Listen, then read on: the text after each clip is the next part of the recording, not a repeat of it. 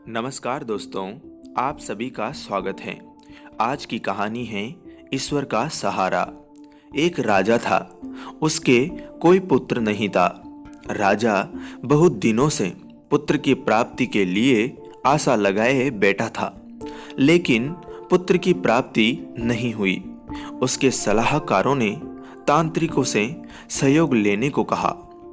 तांत्रिकों की तरफ से राजा को सुझाव मिला कि यदि किसी बच्चे की बलि दे दी जाए तो राजा को पुत्र की प्राप्ति हो जाएगी।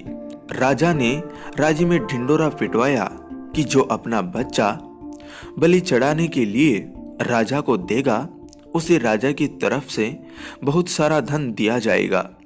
एक परिवार में कई बच्चे थे, गरीबी भी बहुत थी।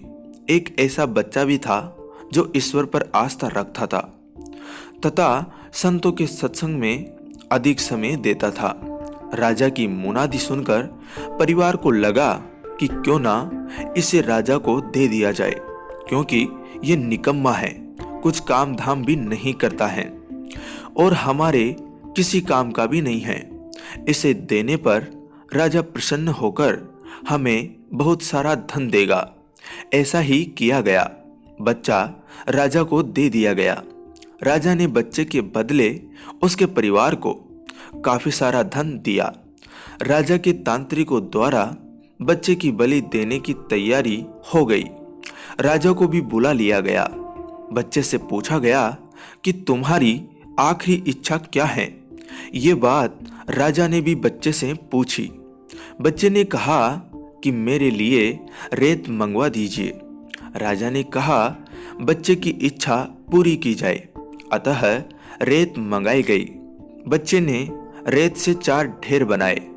एक एक करके बच्चे ने 3 रेत के ढेरों को तोड़ दिया और चौथे के सामने हाथ जोड़कर बैठ गया और उसने राजा से कहा कि अब जो करना है आप लोग करें। यह सब देखकर तांत्रिक डर गए और उन्होंने बच्चे से पूछा कि पहले तुम यह बताओ कि यह तुमने क्या किया है। राजा ने भी यही बात बच्चे से पूछी तो बच्चे ने कहा कि पहली ढेरी मेरे माता पिता की थी, मेरी रक्षा करना उनका कर्तव्य था, परंतु उन्होंने अपने कर्तव्य का पालन न करके पैसे के लिए मुझे बेच दिया, इसलिए मैंने ये ढेरी तोड़ दी। दूसरी ढेरी मेरे सगे संबंधियों की थी, परंतु उन्होंने भी मेरे माता पिता को नहीं समझाया, अतः मैंने दूसरी ढेरी को भी तोड़ दिया। और तीसरी ढेरी हे राजन आपकी थी। राजन, क्योंकि राज्य की प्रजा की रक्षा करना राजा का ही धर्म होता है, परंतु जब राजा ही मेरी बलि देना चाह रहा है तो ये ढेरी भी मैंने तोड़ दी। और चौथी ढेरी हे राजन मेरे ईश्वर की है। अब सिर्फ और सिर्फ अपने ईश्वर पर ही मुझे भरोसा है, इसलिए यह एक ढेरी मैंने छोड़ दी है। बच्चे का उत्तर सुनकर राजा अंदर तक हिल गया।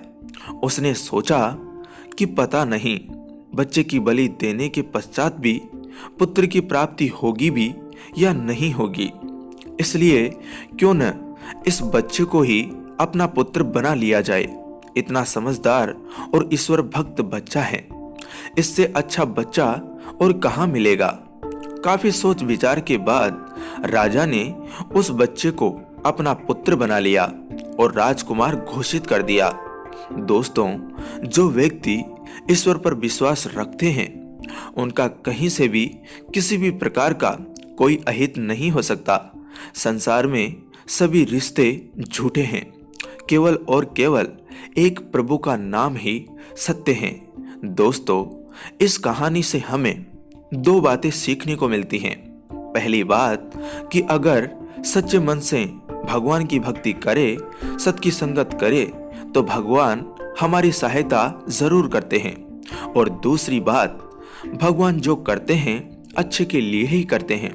वह बच्चा भगवान की भक्ति करता था, सत्संग करता था, तो उसे राजकुमार बना दिया और राजा को पुत्र की आवश्यकता थी तो भगवान ने उसे पुत्र दे दिया। अब बहुत से तो सोच रहे होंगे कि जो बच्चा भगवान की भक्ति करता था उसकी ही बलि दी जा रही थी, लेकिन सच माने तो वह सब भगवान की माया थी, सब अच्छा करने के लिए।